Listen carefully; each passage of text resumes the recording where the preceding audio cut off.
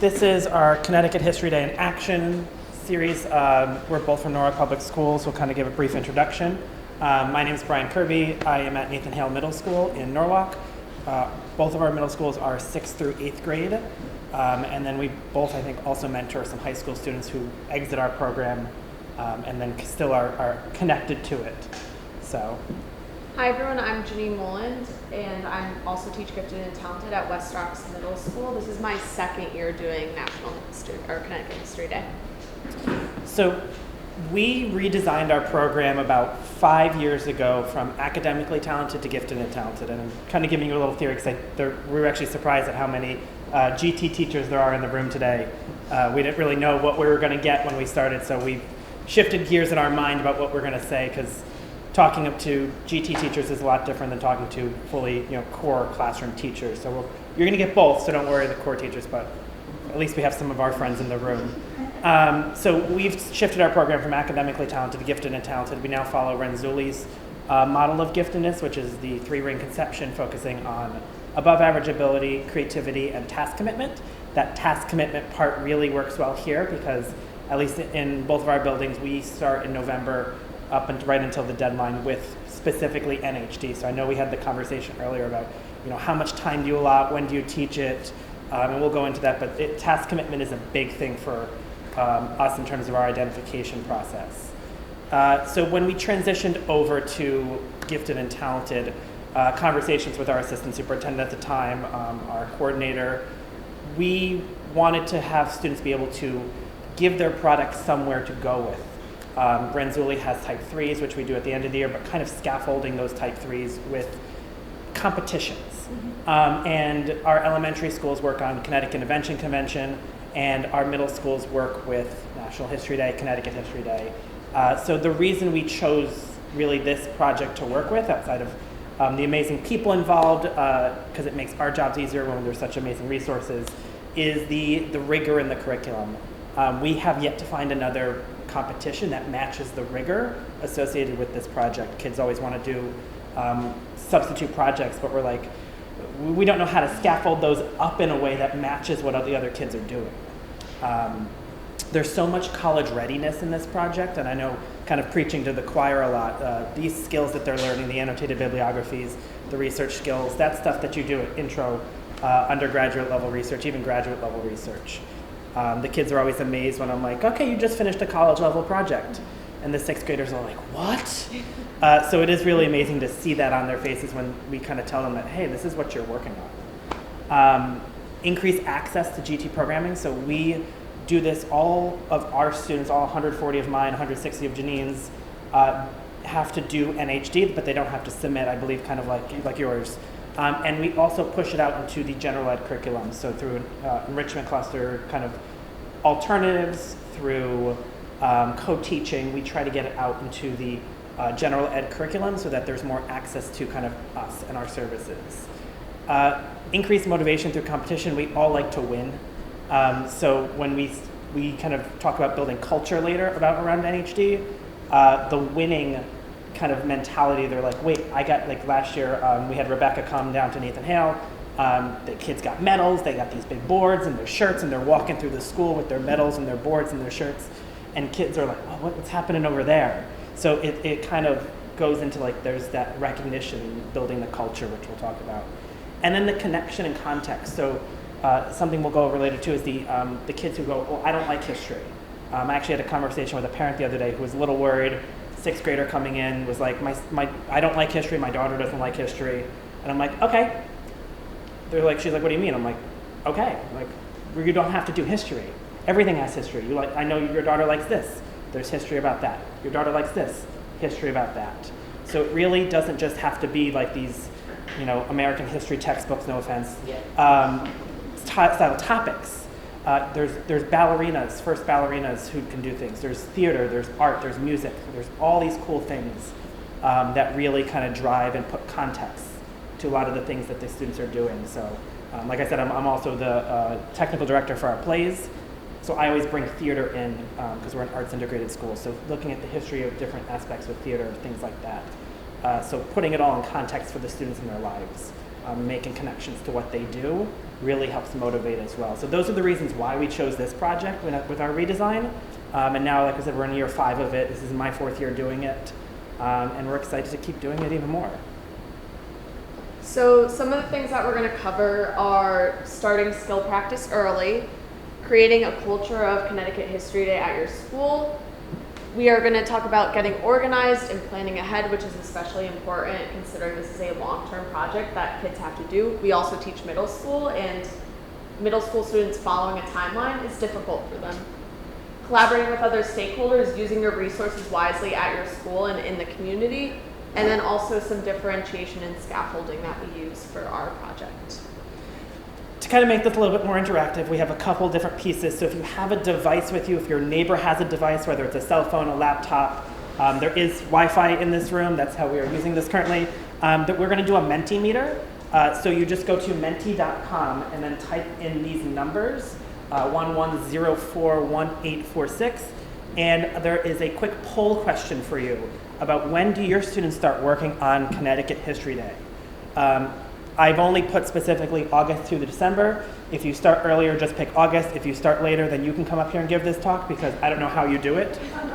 So you obviously know more than I do because even starting in November is way too late, in my opinion. So as those, we'll put the results up in a minute, but take about 30 seconds now to get your technology oriented.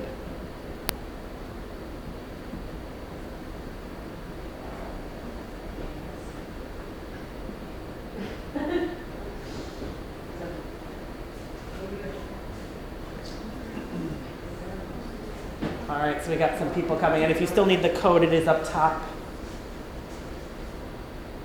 Oh, the December friend. I feel for you. We do it every day. That makes sense. For like 8 weeks. Yeah. All right, I think everybody, looks like we got most people in the room here.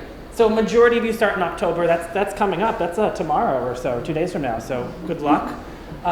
We start right after Thanksgiving break, and we'll tell you how we handle that because some of you are looking at me like, that's a short time. So we'll tell you about how we work with that, but we want to kind of see where the room is in terms of their start date. We will come back to this Mentimeter, so don't close the tab out, but we will come back to a second question in about a few minutes. All right, so we're going to talk about skills because there's no use in talking about NHD without talking about skills. So what we're going to have you do for like about a minute or two, 30 seconds to think and write down what skills are necessary for a successful, or either a successful CHD project. So what skills do your students need so that Rebecca ends up coming with a medal for them? Okay? So take about 30 seconds anywhere on a sticky note, back of a handbook, in the middle of your theme book, just jot down some skills. And then we're going to have you transition now and talk to the people around you. Normally we would partner you up, but we're such confined spaces that might not even, you might get overwhelmed by that. So just people around you, groups of 1, 2, or 2, 3, 4, however you want to organize yourselves. Just share out your ideas. See if you guys can come up with a few more. And then we'll share some out in about another minute or 2. And now we'll actually wander the room, so sorry, cameraman.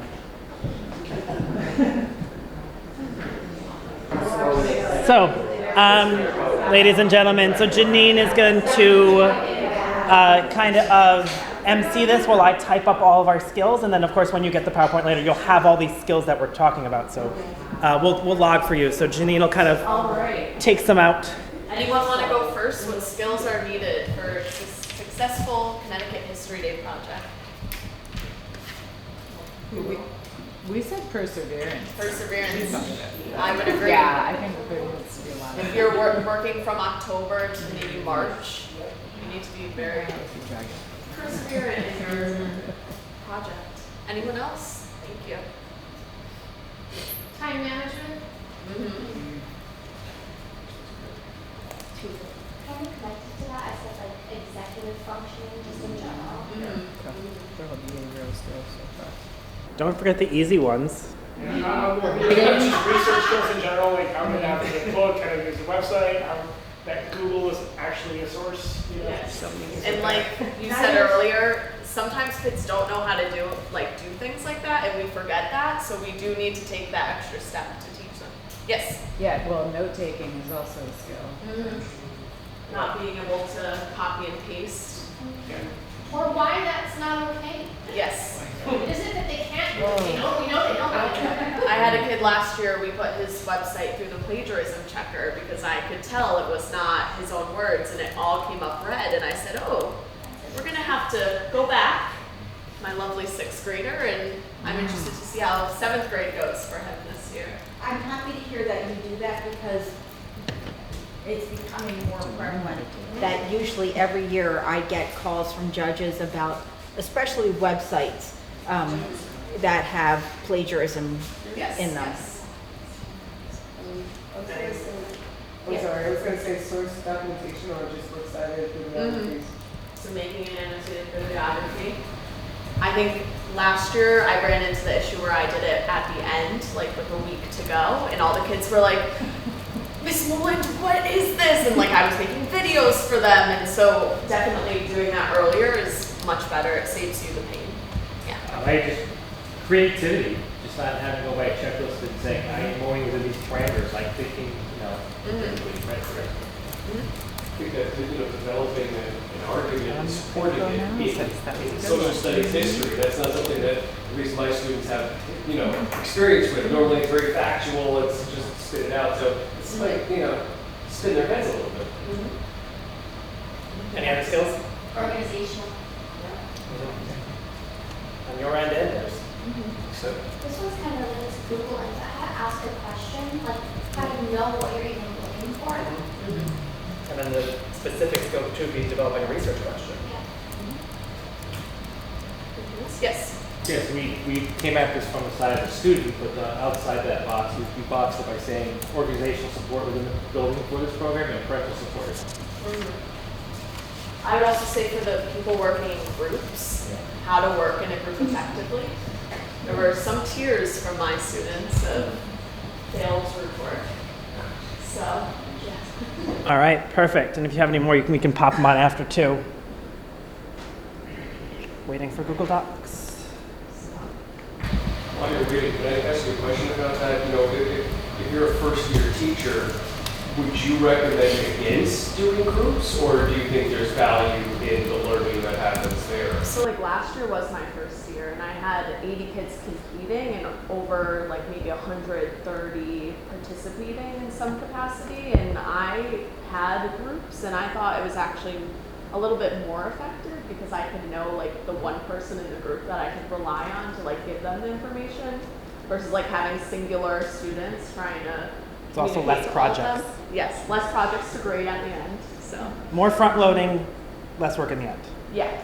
So when we do Connecticut History Day, we like to preload a lot of CHD skills into our previous projects that we do. So in our curriculum for Gifted and Talented, we have a theme project where we have kids do research. It's not as intensive as a Connecticut History Day project, but we build those skills of how do we research, how do we find good sources.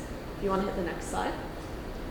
I also go through the strategy of actually reading to understand with my students because a lot of the kids don't know how to read to understand things. So in our district, we have something called clarifying bookmarks, and these are the sentence starters that we use with those. So you read a passage and then you say, what I understand about this source so far is, and a lot of times those ends that you put to those clarifying bookmarks are the notes that you can take because you're not stealing it right from the text. You have to think about it and regurgitate it in your own words. And then we also have different projects that we use in our school where we have products that are similar to the Connecticut History Day project. So some kids might already have some time where they are already building a website. So they might have the knowledge of website building, not on NHD Web Central, but it's giving them the tools to know what a good website looks like. Maybe they're planning and recording a documentary already, so they already have those skills of documentary making, or an infographic, which might be similar to an exhibit board. So we're building those skills in a less stressful environment, so that way once they transition to Connecticut History Day, it's a lot easier for them to recall that information they already know. This year I kind of revamped my curriculum because I realized that starting in November was not feasible for me, especially. Like I did a lot of the basic skills, but this year my 8th graders are actually going to be doing a 10-source annotated bibliography as their theme project because I need to get them ready for that because there's so much more I need to do. We're currently working right now about effective evidence. So when they do their annotated bibliography, they're going to have to then combine with 3 other people, so now they have 40 sources. They're going to have to put it together into a single presentation.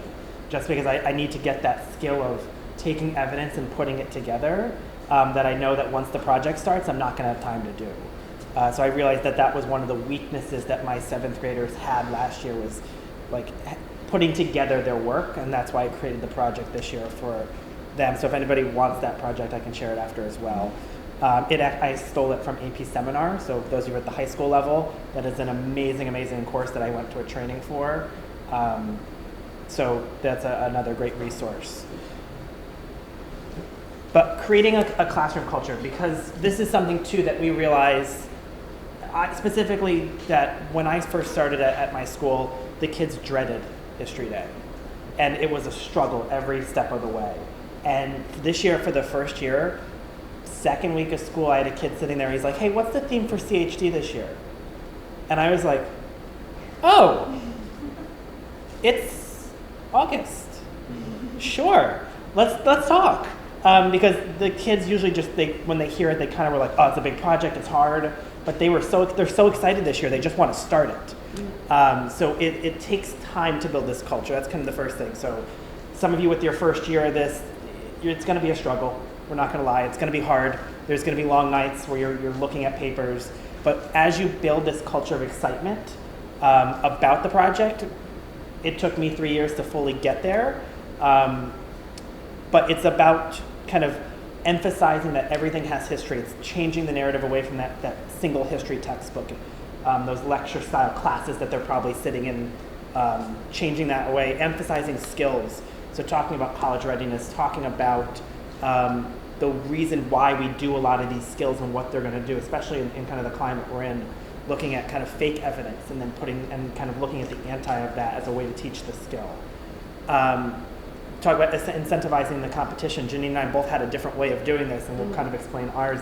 I had a sticker store in my class where at the end of class, if they were working hard, they got a stamp on their card. After 10 stamps, they were able to purchase a sticker.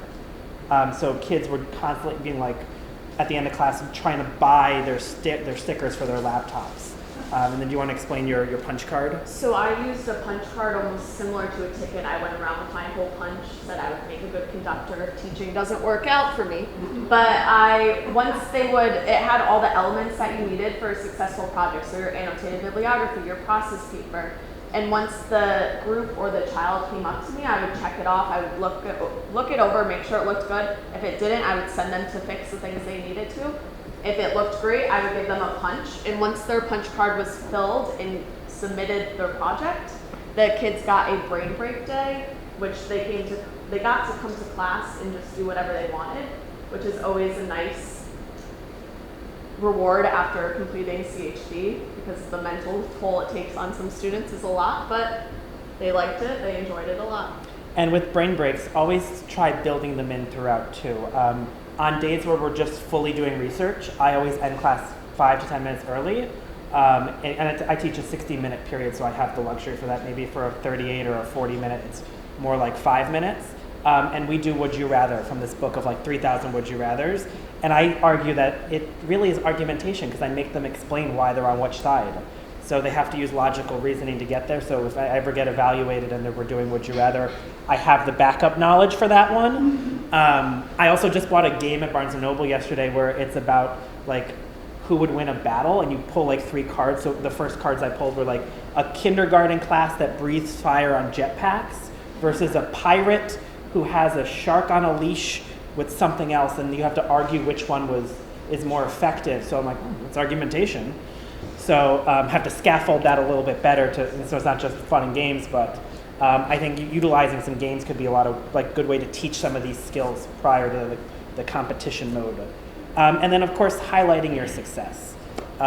it was such a rewarding moment for our students. We had someone from the Connecticut Judicial Society, I believe, who, because my students, one group of them won a special award last year, and then the same day Rebecca came down with the medals and the shirts and everything, and we were just hanging outside out front, talking to the person from the Judicial Society, talking to Rebecca, getting photos, and the kids would like walk by the front door and like kind of look over like, what's going on out there? And we're just like having a party on the front stairs. So like celebrating those successes, and of course for everyone who did the project, once it's over, either doing a school-based fair to highlight your success, or having some way for students to just feel proud of what they've done. I constantly put NHD updates on the morning announcements. I'm constantly like spouting praise to the other teachers, so that when they go to like their English class, when they go to their Spanish class, when they go to wherever, they're like, oh, I saw your project in an email the other day. It looked so good. And the kids are like, really? And they feel so proud of it. So kind of building the whole school community around your project, even though you're just one subject, one teacher, there's ways to get the students' successes out there. Local reporters, we had a reporter from the Norwalk Hour come in, and we have a whole full-page spread with students doing photos and stuff like that. And it's a really, really, the kids were so proud of it, and I have it like laminated and hung up in my room, and they were like, did you see us in the paper? And I was like, I did, it's right here. And they were so excited, So we always like to plan ahead when we're doing this, especially as middle school teachers. So when we push out our workbook to the kids, we include a timeline that gets them from the start to the finish. So they know what they need to do in order to stay on track for completion. So I believe Bryan, I did steal this from Bryan when I got it, but he modeled it off a college course or an AP course, kind of thinking about like a syllabus that you would get and knowing everything you need to do. We also really like to hold the kids accountable, so there's nothing more powerful than a Power School check-in grade that you give a kid, because you immediately get an email from a parent. Why does my child have a 5 when they should have gotten a 10? They told me they did this. And I say, well, actually they didn't. So having due dates for certain pieces that you can then hold kids accountable for with a grade is especially helpful.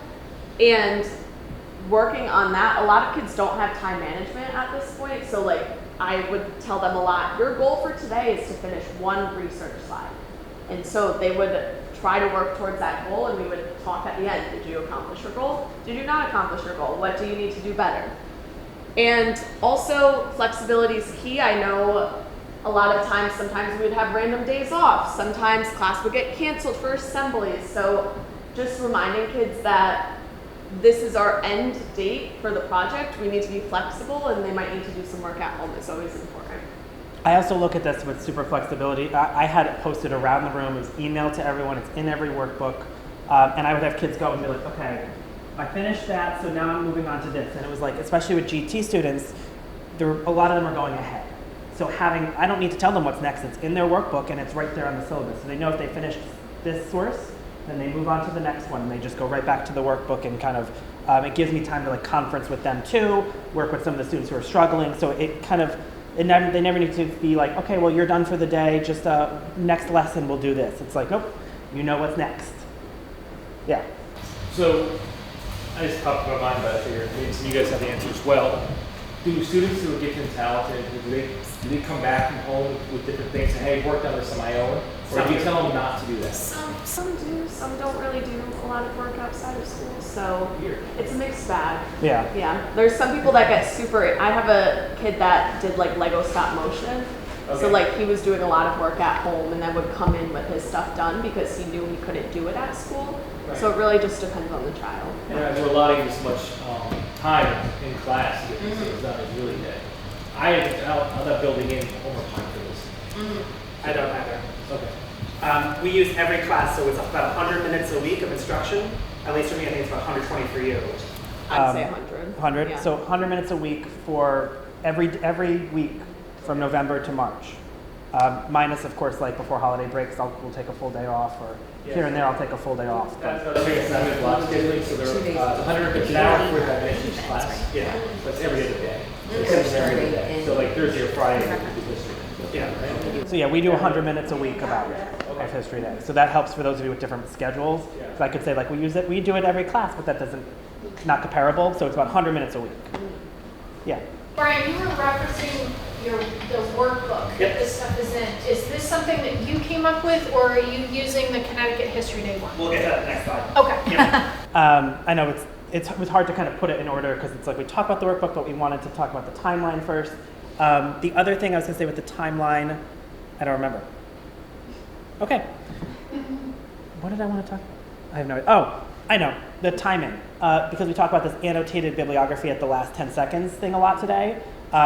With your planning ahead, if you're planning all the due dates from now until March, it kind of allows you to put those specific skill practice things in. So I had a separate timeline, like the same timeline, but I had a third column in there, and I had what skill practice I would be doing mini lessons on, or small group instruction on, and we'll talk about that with differentiation. But it allows you to help plan better, because like, again, we don't want to leave. The only thing you should leave for last minute, honestly, is the process paper.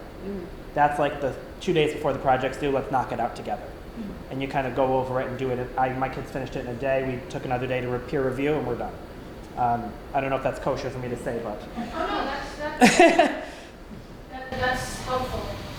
If you're curious, the timeline in the educator and student handbooks also breaks down the specific lesson, but also the tasks, the learning tasks that are dealt with during each of those points, as well as some resources that help you with that. So whether you're using our materials or something that you're getting from other teachers, those things are available that way. I believe I modeled mine off of between the Connecticut one and the Minnesota one. I think I took all the things, identified my own specific things that I was going to do with my kids, and then looked at my timeline because, school calendars are all different, and when we were starting versus when you're starting versus when Minnesota starts like 2 years ago for this project. So like They know the theme earlier. yeah, somehow they create their own themes, and that works for them. But So workbook. Is there show started on my side? I don't remember where we are. It's my slide. So we couldn't figure out over the last couple of years how to best organize our kids, because with their middle schoolers, you give them a paper and 20 seconds later it's gone. And it's like in 4 other teachers' classrooms, you're like, you didn't even leave. So trying to organize not only myself, because this is what my desk looks like by the end of the first 10 minutes, but also kind of looks like that too with all the food, but trying to organize myself and them, it was a challenge. So we've tried 3 different methods so far. There's pros and cons to each of them, and now I kind of offer all 3 up because I'm just like, I don't care. As long as you're organized, I'm organized, we're all good. So we've gone through Google folders, physical folders, and a workbook. So the workbook is all the material that we've found and created and used and stolen in one spot. Then the Google folders is that, but separate documents. So they just kind of make copies and put them in. And then the physical folders are just printed versions that they then keep it in a manila folder in a file cabinet in the room. And they know that when they walk in, the first thing they should do is either open their workbook, open their Google folder, or get their physical folder. And it's a way to kind of keep track of everything. Like I said, I've gone through, so my first year I did physical folders, and then COVID hit, so that didn't work out very well. But they came in, they would all have their manila folders. Second year was Google folders. That was good for the kids who are good with technology. It's good for the teachers who are good with technology. The kids who struggle with that, sometimes I would just end up making copies and throwing it in their folders. The key there is to create the folders yourself. So if this group wants it, I'm going to create it, put their names on it, send it to them, and I'm going to move it in my drive. Because then I have ownership over it, and then I just teach them how to star it, and it goes in their folder. The workbooks, so this is what was in the workbook this year. I'm going to edit it again. It was partly created by me, partly created by Minnesota, partly created by Connecticut. And just kind of like the funnel was in there. That's a very popular one. I'm sure Compass will now go in there this year. Source slides, things like that, and we'll talk about those in a minute. As well, all the way up to process paper. So they could really, if they wanted to, finish the project next week. Have everything. Not that it's recommended or possible really, but if they wanted to take a week off and work on it, they have everything they need. The only thing that's not in here is we have specific pages for each project because the kids don't know what they're going to pick when they get their workbook. So I have a separate set where it's got the 5 different pages with the 5 different material. And then if it's the digital workbook, they just copy the slide and put the slide in as well. So that is how we organize things in our 2 classrooms over the last couple of years. So we have another Menti for you to do. No. Sorry, double slide. No, double slide. Oh, you're throwing me off. So with research, there's obviously personal preference about how kids want to go about that. In our workbook, we actually push out the Google slide method, so it's that green slide up there. Depending on the grade level that you're doing, obviously 8th graders, if they've done NHD for 2 years in a row and it's their 3rd year, they know how to jump right in. The 6th graders, though, we really have to teach them, okay, this is how we paste a link. This is how we take notes. I had a couple kids that never took notes, and I didn't realize. And then a month in, I said, oh, where are your notes? I didn't take notes in school. And I said, oh, great. So, like, showing kids how to take notes and how to pull a quote out that might matter to their argument that they're going to make. And we also offer the note card method and a physical or digital notebook if kids are interested. I know last year almost all of my kids did the Google slide method, and that really helped them out once it was time for them to work on their exhibit or work on their documentary, because they could go through their notes and see, okay, what agrees with what the argument I'm going to make? What is an opposing view to the argument that I'm going to make? And we also have a section at the bottom where they write an annotation about whether it was a primary or a secondary source and what they learned. So they can just copy and paste that and just put it right on their annotated bibliography. So once they're working on that source, their annotation is almost done, so they don't have to do too much work to go back and think about what they already read. Part of that preloading of those skills. We've already taught how to do citations, so those are up at the top. Every source has to have a citation, so that when it comes time, it's really, like Janine said, just copying and pasting for them. And then it's much more manageable. So it's kind of front-loading instead of back-loading. Also, varying the requirements by grade is a great thing. It's kind of a whole grade differentiation, where Janine and I were actually just talking it over lunch about how the skills vary from 6th to 8th grade. And I think Cindy mentioned that earlier. It's like, they're not going to master it in 6th grade, so you need to be able to preload. Actually, for my 6th grade project, I say, unless you're going to competition, you don't have to do the rule book. And I give them their specific rules that they have to follow, because having them go through the rule book is just too much for a lot of my 6th graders. So I have a very low scaffolded down project, and then if they want to go to competition, that's where I do a lot of small group instruction with them. So my 6th graders actually don't have to do MLA citations. They just have to do the URL and the author. We call it baby CHD. Baby CHD, CHD Junior. Yeah. Though it's not saying that 6th graders can't do it. I've had 6th graders who placed, I think, 2nd last year in the documentary column. It just took a lot more work on their end, which a lot of our 6th graders aren't ready to ascend to yet. And then, of course, individual differentiation for levels of expertise within your class. Whether you have a student who has executive functioning issues, that may have a whole separate level of differentiation that you need to do to effectively manage your classroom. Now it's time for the Mentimeter. So if you have your tab still open, who can you partner with for a successful CHD season? And we're leaving that very open and vague for a reason.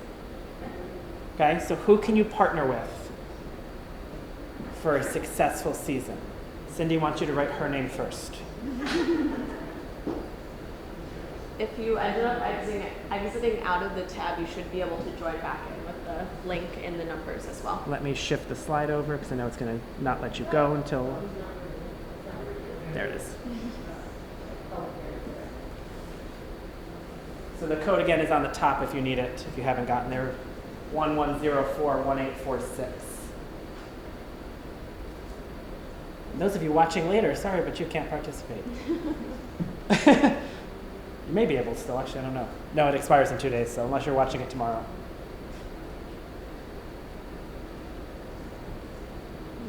We're gonna have a cute little word cloud too when we're done.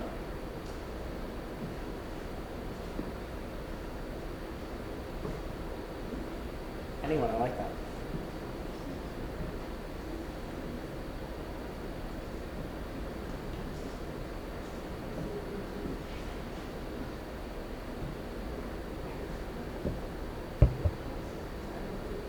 No one wrote Cindy yet.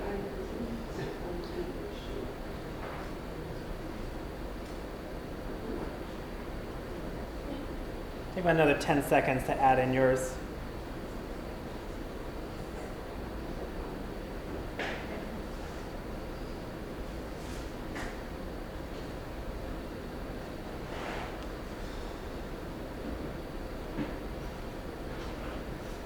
All right, so this is a good word cloud. So we have here the CT River Museum, very nice, good plug for them. Anyone, I think, is my favorite answer, because really it is anyone. There's university professors, ELA teachers, local historical societies, neighboring schools, museums, CHD mentor, your regional coordinator, the national NHD group, maybe email Minnesota, I'm sure that they're willing to help.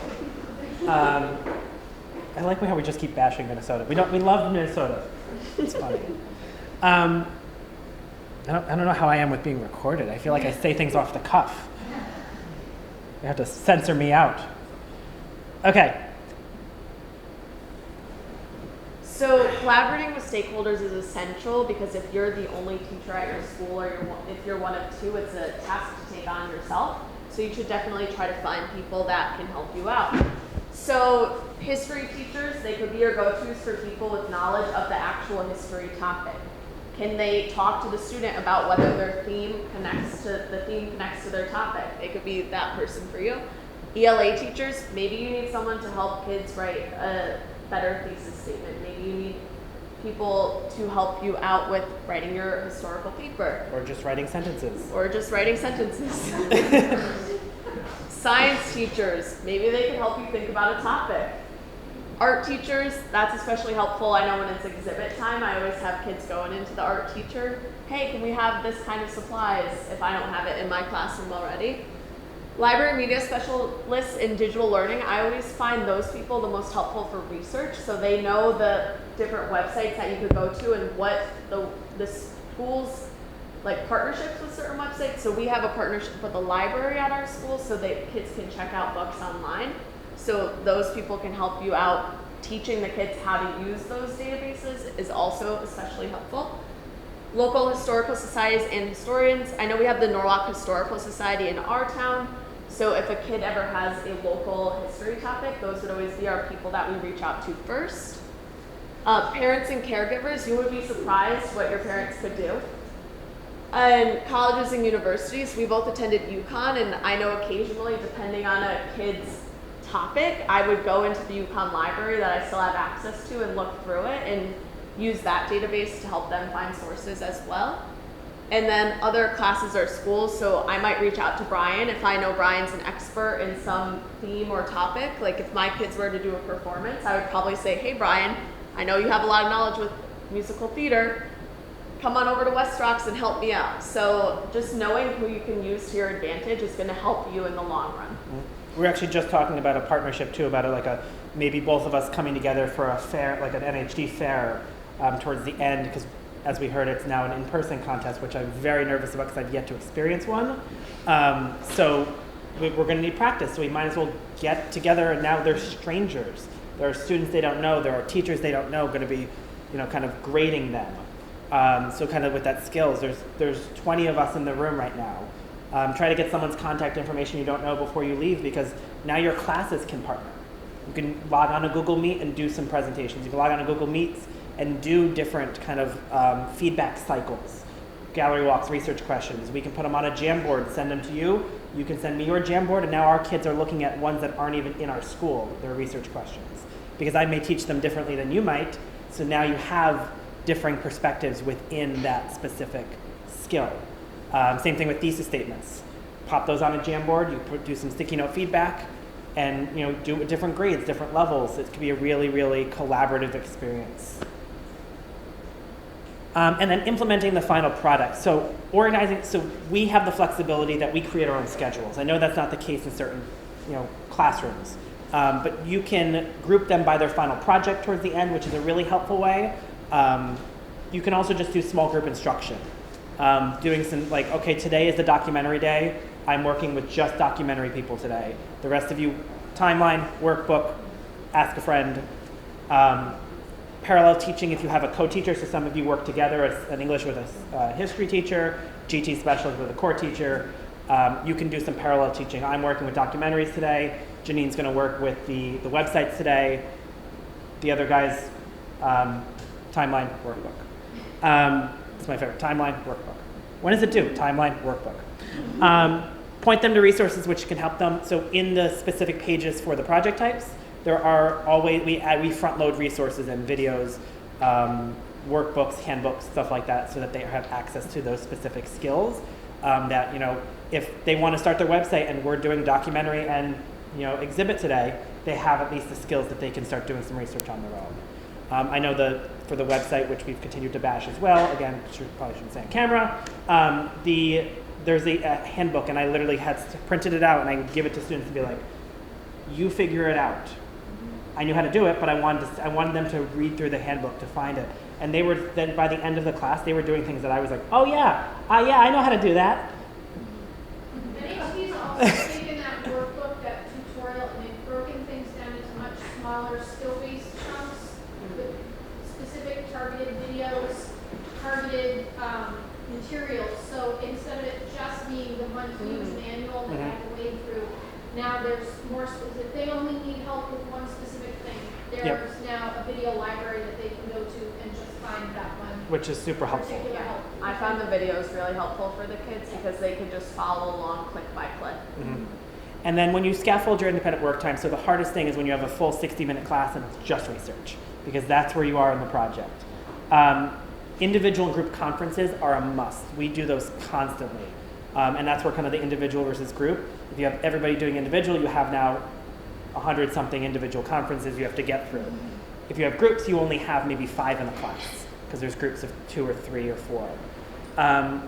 Organizing yourself, create a questions list, a feedback list. So if you're giving feedback on essays, if you have some like ones that you know you're going to keep using, just keep them in a document you can copy and paste. So that, I mean, I know every kid will be getting similar feedback, but it's working on similar skills. I learned that from one of my college professors, she showed us, she's like, this is the feedback I give for this project. And it's all the stuff over her years of teaching that she just had preloaded, because she's like, these are the things you guys are going to mess up, and it's okay. And obviously you tweak it for each student, but it saves you time. Track your student progress. So I have a spreadsheet where I log, okay, this group's done with this group's done with that, kind of like Janine's punch card. And then I always took notes on our discussion. So I had a OneDrive notebook where this group would come up, I'd take notes. Partially for evaluation reasons, when an evaluator would come in and be like, oh, what is this group working on? I can pull up the notes and be like, oh, they're here, here, here, and here. So it doesn't look like I'm sitting at my desk while they're doing independent research and I'm shopping. It's like, no, I actually do know what they're doing. There's just times where they need to just do their work. And it kind of, I don't want to say gives me limited things to do, but there's times where like literally they actually don't need help that day or that moment. And it's kind of like, okay, just gonna wait for a question here. But at least you know, because you know where everything is and you have the backup for that. Create group expectations. We talk about this. I always do a game at the beginning. So we come up with, we do our game. It's like usually a Lego building challenge or something silly, but they're in groups. And then I make them do their expectations based on how that activity went. So it's not they're creating the expectations out of air. And then I go through and I reevaluate expectations as we go through the project. So if we start in November, December, we reevaluate. What do you want to change? What do you want to add? January, what do you want to change? What do you want to add? Because they may not know what the expectations they need for their group are. If they say communicate effectively and then all of a sudden some kid gets their phone taken away, they have to reevaluate what they're going to do. So things like that. And then of course brain breaks. We all need those. I think that's it. Yeah, I did, but Okay. for time. All right. Anyone have any questions? Yeah. So I was wondering if a student comes in with very limited experience creating a documentary or creating a website or whatever, whichever, do you have any specific resources that you use to help them with that process? Or would it be just like go to the library media specialist or do some research on how to build a documentary? We use WeVideo a lot, and I would probably just have them like start on WeVideo and just try it and kind of like give them an exemplar that's already been made on WeVideo and have them watch that so they can kind of see what's going on, and also offer them the opportunity to like watch different documentaries that might have already been created by like professionals so that they can see the documentary style. So using exemplars, I think, is the best. And then same for a website too. Are there exemplars available using the NHG platform? Yeah. Yes. Yeah. And you can see they're very similar in style. So you're not going to get much creativity out of that. And it's really honing in on those specific things that you can change. And that, I think it's really key to look at them. The hard thing, and Rebecca and I talked about this in the fall, is that you can't have edit access or viewing access to their website. To provide, so you have to sit there with them and look at it. You can look at it like a published version of their site, but it's like you can't like highlight, put comments, or like it's not like a Google site where you can just add or Google Doc. So I usually make them write their text in a Google Doc, and then that's shared with me so that I can provide feedback on it, pictures, captions, all that. Sometimes a lot of kids like a Google slide for that too. I had kids actually build on a Google site, so then they could kind of see, because that's a little bit more cumbersome than using a Google Doc, and it kind of uses the same skill of NHG Web Central, not as intensive in coding as it. So like using the same process, and then they kind of just have to copy and paste it. Layout too. That yeah, sure. That's good. And navigation, that works great for that as well. So I would highly recommend for a website that students do their writing in a Word doc or Google Doc, because there's no spell checker in the NHD Web Central, and no way to word count either. So they have to have that word count on their homepage. So if they have the text in another document, they can do the word counting before they wait till they're done, that it's edited, it's what they want, and then copy and paste it into the website, because it makes it much easier to do the word counting that way. That's just kind of been a learn as you go kind of deal. That's a good point about the website. I don't know if you have any pull. I mean, I don't know if National History Day created that platform, but I wonder if there was that is kind of frustrating too, is that not having that editing. Like I can't go on. Yeah, you can't go on it, or they don't publish it. Yeah. And then I go there, well, I did it. I'm like, yeah, but you haven't published it yet. But I wonder if there's feedback to bring back to them to say, hey, is there like a teacher review or something? Yeah, that's a great idea, and they're always looking for feedback, and so I'll share that with them, because I can see where that would be a help, because especially some teachers have boundaries. I don't, so I'm working probably at 9, 10 o'clock at night, just catching up on feedback and stuff. And it's like Janine just said, or if they're missing their navigation bar, I'm like, okay, I got the homepage and that's about it. One of my groups submitted a project for a competition. The navigation bar was only on the first homepage and not on any of the other ones. And I was like furiously emailing them because I had caught it like at the end of the day, but I didn't have I couldn't edit it. I needed the kid to edit it. So I was like, please fix this if you can. I don't think it ever got fixed, but like I still think about that. My first year, I didn't know about it. Like I didn't know about the navigation bar, and we submitted the website, and I was like, this is so great. And I was like, wait a second, how do I get to the other pages? Yeah. So, any other questions? Yeah. So I feel like I need to practice this with first year clueless, but just from a fourth year clueless, trying to go. All right. From a scheduling perspective, I mean, obviously this is just a gargantuan undertaking, and I'm just thinking like your students, granted they're all identified and gifted, but are they compacted out of other work, other curriculum work from your school? You're saying yes, that's very interesting. Different. Well, we do things slightly different. Right. Yeah. Yeah. So they're exempt from non-essential work, but essential work they still have to make up. So it's like they leave class, still have to do their essential work to come and do more rigorous, intensive work. So this is my first year doing that schedule, but last year they were related arts, so it was an extra. Like they would be, instead of going to band class or whatever like that, they had a GT scheduled.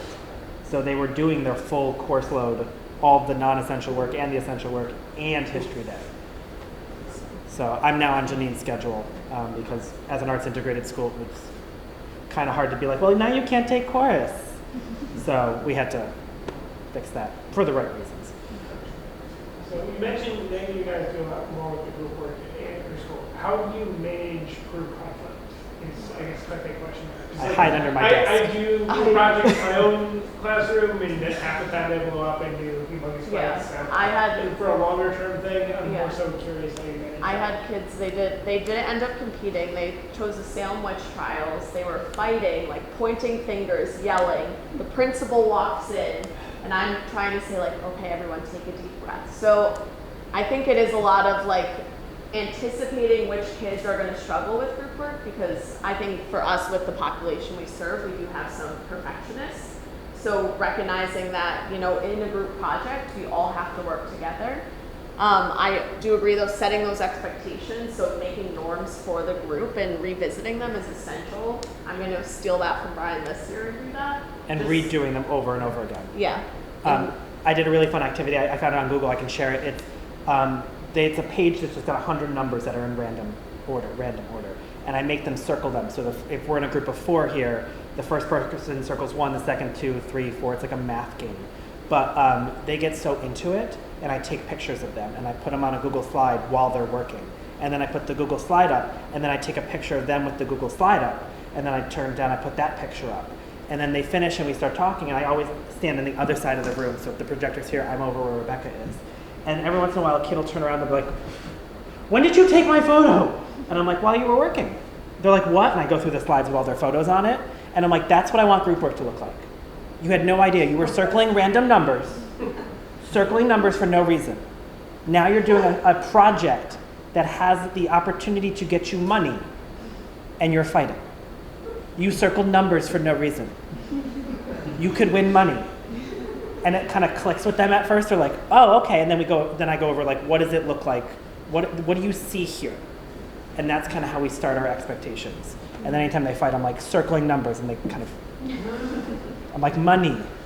Well, I've gotten some of those calls at the state office when groups have, disintegrated, and emails and crazy stuff. But from my experience, what I've sometimes have seen is sometimes the groups that work best are kids who aren't necessarily BFFs, where they know each other, they're respectful of each other, but they're not best friends. And, it explodes. Now, that's a very general statement based on my very limited experience with the issues that run by my desk. But it is good to have those expectations set out. And I think, too, sometimes you see groups that are just so fabulous, though, because the kids recognize their strengths and weaknesses and really are like, and you talk to them and they're like, well, Cindy's really good at research, but I'm good at organizing us, and I was comfortable doing, interviews or whatever. And so sometimes it's a way of seeing the strengths really play off to each other. But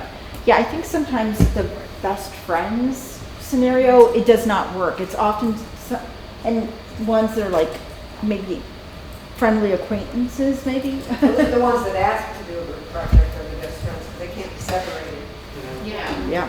The other thing too, and I was in a training once, and I was talking about History Day, and this woman who I was with was like, "Oh, I assign groups," and she does it based on like the data and the way the classes worked and like the ability levels, and she's like, and it works great every year, and I'm too afraid to do it. But if that strikes your fancy, and you can really do well, and you really know your classes well, best of luck to you. But I'm afraid. I'm afraid on that one. Well, she does it like based on like zone of proximal development, like so like she does it by ability, and then from there looks at relationships within the class, and like I guess knows her students really well because she starts in November as well. So she's like, she told me that it works really well for her, and she sets that expectation at the beginning. She's like, I'm assigning your groups because I'm going to tell you that your groups are going to work well, and like you need to trust me, and like don't go home and cry. Because you can't work with their crush or whoever, like that's an expectation, and she says it works well for her. And I think something that Cindy said is important to remind your students of is that once you start working together, like you're sharing ownership of that intellectual property, so that if one of them decides not to do it, you can't just, you're going to have to start over, or you're going to go on as a group. Sometimes you need to involve the other stakeholders, i.e. the parents or the caregivers. I've had many conference calls with the entire group's parents, where I'm just like, all right, here's what's happening. And we have like good conversations as a whole. Sometimes, and then they all share their emails, and then they all email as well. So involving the stakeholders. I also do a parent webinar every year. So usually it's a lot of the 6th grade parents, but I hold a Zoom webinar one evening. And I just go over everything for the project for the parents, because and a lot of times we get repeat parents who, like, even though their kids in 8th grade, they've done this project now 3 times, they still just want to get those reminders. So we're lucky we have that ability with Zoom, because you don't need to like pay a custodian to stay after or whatever. You can just throw up a quick Zoom link, email it to all your parents, and then take these slides and go with it. Yeah. So post-COVID, I feel like we're in this place of being told not to reinvent the wheel. So, but feel free to say no to this question. But when you were talking about that, the template Google folder that you have, would that be something that you could share with us? This will be my first time doing it, so this all does feel a little bit overwhelming. But just to see like what you've used as graphic organizers and stuff would be awesome. Yeah. But, We could include it as a slide. I'll put it as a slide here. thank you so much. And again, Minnesota. Yeah. Go on their website. Yeah. Yes. And apparently that book in the back is really piquing my fancy too. That That does seem, yeah, that also. we may need to beat Minnesota with that one. So Yeah. not physically. I was just going to ask, how was this going to be shared with us? Is it could be shared to all participants, like your resources and everything? Are we gonna send it to you, Rebecca, and then you'll send it out? Okay. I'll put it on Google, I'll put everyone's slides together, we already have presentations. So if you really want it right now, you can take it. And I was gonna also ask if people feel comfortable, I could, instead of doing a blind copy, I could just do a CC so that everyone could get each other's email addresses, to make it easier to find someone you might talk to. I don't know about you, but when I go home from stuff, I lose cards like no one's Yeah, business. you write down this link, just make sure it is case sensitive. It's just bit.ly/NPS Norwalk Public Schools, CHD, Connecticut History Day 2022. So you can just do that. You've already got a copy. You can now add a shortcut to your drive and you have it. I'll also give you our emails. So here's our emails, our Twitter handles. Feel free to reach out to either of us. I also used to be a math teacher for 2 years, so as someone who came from the math world, last year I jumped in first to CHD and I was successful. I had some kids win at the regional level. So it definitely is possible. If you are already a history teacher or ELA, you're one step ahead of me. So, you know, you're doing great. Actually, both of us. I was a biology teacher. Correct, yeah. So there you go. Rosalind Franklin jumped out earlier, I think, on Rebecca's slides as the Helix DNA. I was like, Rosalind Franklin, my girl. So yeah. I think enthusiasm counts for about 89% of this project. Yes. And that's teacher and student enthusiasm. So as long as you put a positive voice forward about it, the kids will have a good time with it. Yep. This is how I teach History Day. This is how I give this presentation. This is how I act in staff meetings. Still have a job, so we're good. Any last minute questions before we turn it over to engaging stakeholders, specifically parents and caregivers? All right, thank you very much. Thank you so much.